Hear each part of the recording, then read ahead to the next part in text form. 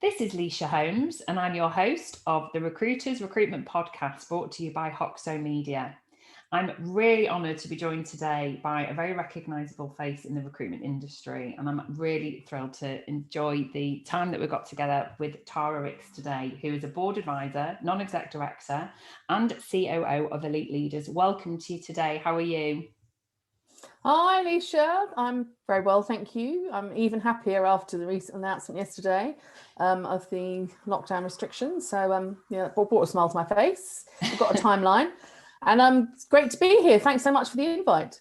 Oh, you're very welcome. Yes, as we record this in February 2021, Boris has just announced our roadmap out of lockdown. As you're listening to this, we might very well be on that trajectory, and let's hope we've stuck to those dates. April the 12th, hairdressers. I know. That's the one that everyone can't wait for, never mind the schools reopening. Oh yeah, that's in my diary. Yeah, definitely. Well, like I say, thank you for joining us today. So, for those who aren't familiar with you, can you give us an introduction into, your background? You built and sold a business over a 20-year period. Give us a happy timeline. to. Yeah, most of yes, I think I'm what's known as a recruitment veteran. Most of my career has been spent in recruitment. I spent a short while in investment banking after college, and then came into recruitment because just saw the opportunity in the wholesale financial services sector. Really, in the years after the what was known as Big Bang in the city, when there was a lot of deregulation and many of the international investment banks were piling into the city to grasp the opportunity of the less regulated markets. So saw a great opportunity and had an opportunity to go into a business and called Johnson Rowe. And yes, we grew that. When I joined, it was very small. We were sort of 6 people, and grew that to just over 200, Wow. which became the largest privately owned recruitment services group in financial services at the time. And then sold that to Randstad. And then I ended up staying with Randstad for a little while because it was an exciting opportunity to integrate a number of acquisitions into a sort of joined up professional staffing business in the UK, and that was interesting. Having run a lean privately owned company for such a long time as we do, to go into a huge corporate beast. Revenues of what were then about 20 billion euro was really interesting because you kind of see a whole different way of approaching the recruitment market. So that was a gap on my CV. So it was interesting to plug that gap, and stayed there for a while. And then that was never going to be a long-term option for me. And since exiting that sort of corporate world, I've been able to leverage all of that experience in working as a non-exec, as a board advisor, and indeed supporting and working with Elite Leaders as we grow the advisory part of our business there. So yeah, that's me. You really, I always smirk at the term veteran, because people have said that to me, and I think, no, you're not, absolutely not, because you're always learning, you're always developing, but you're certainly somebody that I regard as, very inspirational. You've worn a lot of hats, like you say, but you've done it in a very accomplished way. But my first question is, did you always plan to do that? Was that as you sort of progressed through Jocelyn Rowe, did you think, right, I can get myself to this position and then maybe sell out? Because a lot of people listening might be thinking that now. Yes. I know John O'Sullivan talks about it a lot in. Yes, and very definitely. And I know this is probably something we'll talk about, but certainly coming out of a crisis as we have, there is always a lot of M&A activity. So it's a particularly interesting market. But I think it's fair to say when I first went into recruitment, it was really to grasp the opportunity of really owning and shaping something. And you could see the growth that was going to happen in financial service. So for example, I worked for an American investment bank called Morgan Stanley, and when I worked for them in the city, we were about 250 people. And I think Morgan Stanley today, just as an example, in London is about 8,000, possibly more. So, and that was one of many, many, many international banks coming to the city. So I could really see the opportunity for really growing a business. And I think that was initially what really sparked the appetite for recruitment. So you could really see a huge opportunity to grow exponentially. And I think, as recruiters, we're quite goal oriented, aren't we? So you kind of always have to have the next task. And, initially it was growing the business, and then there was an opportunity to really have specific goals around scaling, also diversifying our business mix. For example, we were a predominantly permanent business, and then recognized that strategically had to have a very strong contract business to complement that. So really looked at that, then looked at the RPO MSP models and really went into that market quite aggressively, because it was something that was initially, frankly, a defensive measure, but very quickly became a very key part of our business.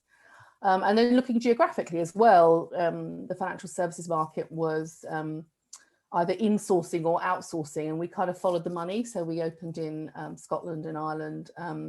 We went to the Middle East because many of our clients were themselves moving operations to those markets. So it was natural for us to move with them. In fact, they wanted us to move with them. So really looking at growing the service offering, growing the geographies. And then it became very clear that this was a really viable opportunity to actually do something more meaningful in terms of, a real capital event. And that really then started to sit very central to the strategy. Yeah. So I think, a lot of people say you set up a recruitment business to sell a recruitment business. And I think that's a dangerous way to look, because you would miss out on so much, but equally, I think, you've got to, you need to break it down into more specific bite-sized goals before you can really start to sit central to your agenda. What's next, and really plan for that. So it wasn't initially, but it became obvious that this was something that we could achieve something really meaningful with this business. And then what do you do with that? And then, in order for the business and for the careers of the people in the business to have real development opportunity, some kind of capital event became very obvious. And that's actually something that I think I've seen, where over the last 12 months, I don't think there's been an unprecedented number of people setting up on their own, because they've never had a better opportunity to do so. And some of them have done it because they were furloughed or made redundant. Yes. Have no choice. And it was like, well, might as well do it now. And those who've done it with purpose, I pick up on that thing, that real purpose and the sense of goal. And I think it's when you talk to those individuals who are at the very start of their trajectory, they have initial goals. It's not necessarily to sell out or to scale something that they become part of a bigger business. It is genuine. Usually it's just to get to a point of trading profitably and growing exponentially and that kind of thing. But if people who are listening to this are leaders in companies, or they're aspiring leaders, I think what you've talked about there are certain behaviours. How much of what your success was down to your intuition, and how much of it is down to business acumen rather than like the two? Are they aligned? I mean, what would you say are the key behaviours? I think you've certainly got to have a healthy mix, because when you're dealing with, our product is a human being. Yeah. We're not making something; it's physical. And you do need lots and lots of other traits to be able to cope with that and thrive with that. So I think intuition around markets and the markets that you're operating is very, very important, and you gain that from your being externally focused. I think a mistake a lot of leaders can make is being too internally focused rather than remaining externally focused, which is very, very important. So I think healthy mix, but very definitely business acumen. And I think sometimes after all, the statistics of the numbers of recruitment businesses that set up is massive. And the amount that will successfully go on and create any meaningful wealth through an exit is kind of minute. Yeah. And I just sound that as a word of caution, because sometimes that can be bad planning, it can be naivety, it can be delusion.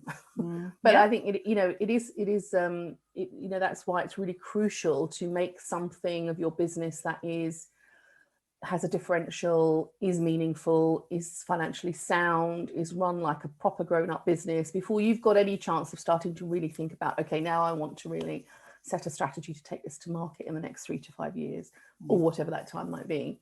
And that's where the business acumen comes in, of course. And of course, that's what we do very much at Elite Leaders. I was just about to say, NED, you surround yourself with the best people. Yeah. I think if I think back, there are there's very definitely a way that a business needs to look in terms of structure, balance sheet, the financial reporting and conversion rates within that financial reporting, in order for it to be remotely attractive to someone who's looking to make an acquisition.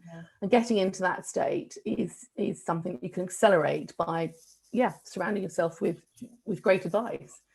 So I think that definitely you've got to have a healthy mix. You've got to have some intuition, you've got to have a lot of business acumen, you've got to have empathy, and frankly, you've got to have some luck. I mean, selling the business, selling Joss and Rowe at the time, we were incredibly fortunate on timing, because the deal was ratified just before the 2008 financial I was crash, just about to say, I'm sorry, it was like perfect. Which would have been, which would have been absolutely, even more devastating to the business in a very, very different way. So there's always an element of luck and timing. Yeah, I agree with you. Don't believe anyone who doesn't tell you that. But I guess that also comes down to intuition as well, because it felt right at the time. And I think if it had been a year later and it was post sort of credit crunch, then it would have been a very, very, very different. We're not going to do this now. So on the flip side, all in the timing. On the flip side, and I haven't prepared you for this, but on the flip side, business leaders that are looking at, it's all going to be about, we talked about this off camera, attracting and retaining talent is going to be the key thing for anybody going forward. What are your thoughts on, and I think it's still quite an embryonic stage, but what are your thoughts on employee ownership? So I'm seeing quite a few companies that are, basically tying their employees in to a kind of profit share scheme. What are your thoughts on that? Well, I think it's hugely important. I mean, again, recruitment, it is so much about the people in your business. Much like many other customer service orientated businesses, but it's, the relationships that we develop and the reason that clients and candidates engage with us is very much down to the face of your business, which is your people. So it's incredibly important, and always has been, frankly, to lock in as much as possible your key people. So long-term incentive planning, should always be at the forefront of your mind as a recruitment business leader. And then the way that you can do that has evolved over the years, whether it's a long-term bonus plan, or moving into an EMI scheme where you can allocate share options, or indeed having an equity scheme, employee benefit trusts, which aren't usable anymore, but employee ownership trusts are coming back onto, onto our radar.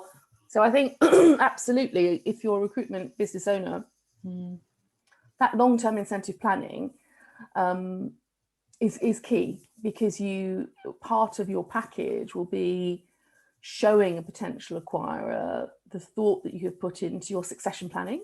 Absolutely. What your key senior management and leadership team looks like, and how locked in they are, and what's in it for them, and why are they staying, and all of that assurance that goes with that. But equally, to keep people incentivized and well rewarded.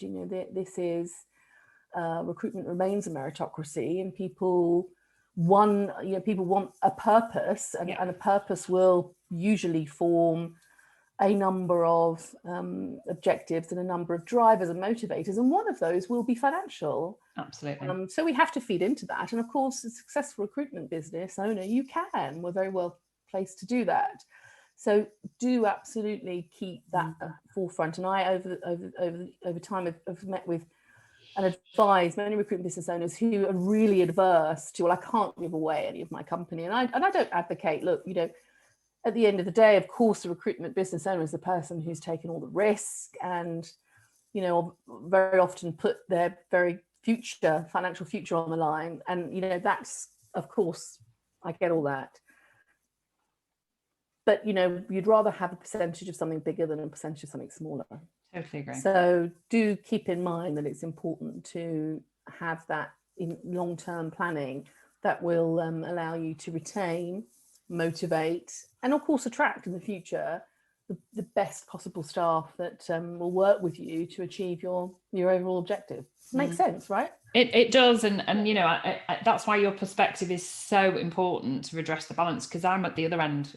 People come to me confidentially because they've reached that point where they feel that achieving their full potential, which is obviously therefore meritocracy has failed in a way. Yeah. And largely driven by, you know, and I guess everybody's purpose is, you know, the center of our purpose is to, you know, change people's lives and all that, but ultimately we are rewarded through our financial package. Yes. Yes. And ultimately the crux of it is you earn more money when you run your own business. That's the percentage wise. So I think, and I often say, you know, go back to your employer, or if I'm speaking to the business owners, you need to make it attractive, because you know, you don't want to lose somebody that's generating X amount of your revenue. So I think it's really important that we've got your perspective on this, because I think it's something that, you know, I know as a business owner myself, you've worked really hard. Key Recruitment is my third baby, literally my third baby. Yes. I love it as much as my daughters. Don't let them hear you say that, but they probably know it anyway. So you would do anything for your business. You'd do anything to ensure its prosperity. But actually, you are right. The sum of all the people that work for you is what makes your business great. So I'm really pleased I asked you that question. Thank you for that.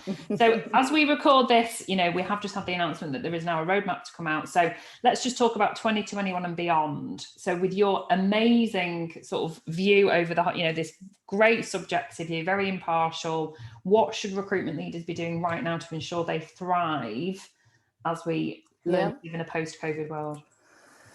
Well, I think the first thing is don't lose those fantastic disciplines that we've learned through this crisis, of really strong budgetary discipline, really focused cash management, you know, developing a strong finance team that work with you in partnership to manage your business, you know, a key focus on how you're converting revenue to gross profit to, you know, EBITDA. And, you know, please retain all those wonderful disciplines that you developed working through this crisis. Make that your silver lining. And communication, I mean, ongoing, really healthy communication is so key, and it cannot ever be underestimated. Sometimes as a leader, you think you're over communicating, or I've said that too many times. Believe you never have. You know, if you've got to bore people before you've remotely said something. And it's so important, because in a time of crisis, and we still continue to work through a crisis curve, and whilst we're coming out of it, which is wonderful, it's very, very important to always, as a business leader, make for your teams to always know that you have a plan. You know, everyone can read the newspapers, watch the news, and be aware of what's going on in the world, and be frightened by that. They need to know you as their leader has a plan. And it could be very simple. It could be, you know, for the next 6 months, all we're going to do is this, or, you know, we've changed our business plan so that we're just, you know, but just be very clear on what the plan is, and communicate it and articulate it frequently, loudly. And that's really, really important. And I think that you need to really start planning for what your working models might look like as we start to migrate back into our office environments. There is much debate, and that's all it is at the moment. The book isn't written, and sometimes it's too early to make blanket statements about, oh gosh, you know, 40% of the workforce will never go back into the office. It's too early, frankly. So the best thing you can do is ask your staff, ask your team, you know, see what they're thinking. Because again, they want to know what your plan is. For some people, the ability to have a flexible working model, which merely allows them to walk their dog 3 times a week rather than paying someone else to, is what they need. And it will be as simple as that. For other people, it will be much more of an aggressive change. And for other people, you know, they're desperate to get back into the office and the environment. But until we kind of find out what our teams are thinking, we can't really plan. So I would urge everyone to start thinking about what that plan might look like, and start engaging with your teams to understand where their heads are, what they're thinking, what they want. You know, we're not really at the landscape yet where it's clear that everyone can go back into the office, but we will reach that point. Of course. And it will be safe and COVID secure. But we kind of need to know what people are thinking, don't we, before you can make a plan. So I would urge people to start thinking about it, start engaging with the teams and understanding what's in their head, so you can start planning. Because again, your teams want to know that you have a plan, you're their leader, and you know, you've got to be confident and have a plan. So I would really start thinking about that. I would really interrogate constantly your business plan. You know, the clients that you were doing a lot with a year ago may not be the clients that you're going to do a lot with in 2021 and beyond, for a number of reasons, you know, economically related and crisis related, but they may not. So be constantly interrogating who are your target clients and who do you really want to be working with. Have their buying habits changed, and why, and understand that. And equally, you know, understand your candidate marketplace and how their habits will have changed. But just, I think, you know, the day we're not, for the next couple of years, we won't be able to write a business plan next week and expect it to be fit for purpose a year down the line. I think we have to start to be nimble. And of course, all the benefits of being the business owner of a privately owned business, you can have all that benefit of being nimble. So take that, and that's a huge advantage. So have a business plan, but make sure you're interrogating it every 3 to 6 months. You know, really look at all of the service offerings that you're taking to market. We talk a lot about annuity revenues with our clients in Elite Leaders, and that's really, you know, that's a really healthy byproduct of the crisis, if you like, because as you mentioned earlier, people have really embedded themselves very well with key clients and have worked with fewer clients, but done hopefully more for them, and embedded as recruiters more deeply in those clients. And that's wonderful. And that needs to be continued. And looking at how you can do that, more exclusive business, more retained business, or even project type recruitment, or RPO MSP light models, which are very doable. And that they don't have to be horribly complex, and shouldn't frighten anyone off, because these are all ways of creating annuity revenues that do what we all want to do, don't we? We want to be so embedded with our clients that they can't not work with us. Absolutely. How great would that be? And that you get, like you say, you get this residual income from just doing the job you were already doing. Yeah, of course. And that leads very nicely to my final question, which is Elite Leaders. So obviously this was historically pre-COVID a sort of live community. You did lots of events. Obviously there was a lot of offline stuff as well, but that's obviously you've totally pivoted. I actually had John O'Sullivan came on the podcast last year in 2020, and we talked about what you've done to pivot. So what does the future of Elite Leaders look like as we look at post-lockdown? Well, I think absolutely right. We'd had to pivot very quickly to an online, and we went online very quickly, weekly, and we created very quickly a huge sense of community in a really great space that was very safe for our members to come along and be vulnerable and talk about challenges, issues, and work together. And it became a very collaborative space. And we've been very, very keen to retain and cultivate that. So we continue to be online. We're very much at Elite Leaders, we work with our clients as advisory. You know, it's, yes, we have members, and I guess we are a peer-to-peer network in some ways because we bring people together, but our focus is very much on advisory. All of our members are business leaders that have ambition and aspiration. And we will continue to be online until such time as we can meet face-to-face, and we absolutely will do that. Again, many of our members are gagging to get together face-to-face, and rightly so. Having an ongoing virtual product allows us to be geographically friendly as well.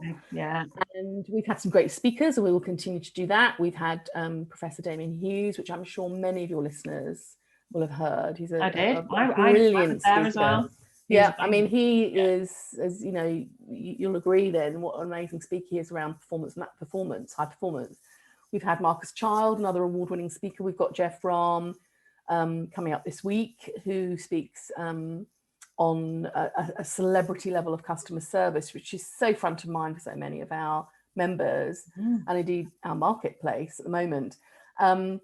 And we, you know, we will keep delivering those extra benefits for our members, and then we will move to face-to-face when we can. But I think, you know, our focus is really, you know, show us your business plan and your ambition, and, you know, if you work with us, we'll get you there quicker. I guess, in a very short statement, that's our commitment to to our members. Yeah, it's best in class, and it's been an absolute joy to be part of it, I have to tell you. Great. From this side, I know it's been a joy. And thank you so much for joining me today. It's been and I knew it'd be a thrill, and I love hearing your perspective on things, because you're so measured and informed, and just I think people will be listening with relish and making lots of notes down there. So I was certainly remembering cash, communication, engagement, lots of takeaways there. Thank you so much, Tori. It's been a joy to have very, very welcome. Delighted to join you. Thanks for the invite. You're welcome. Take care.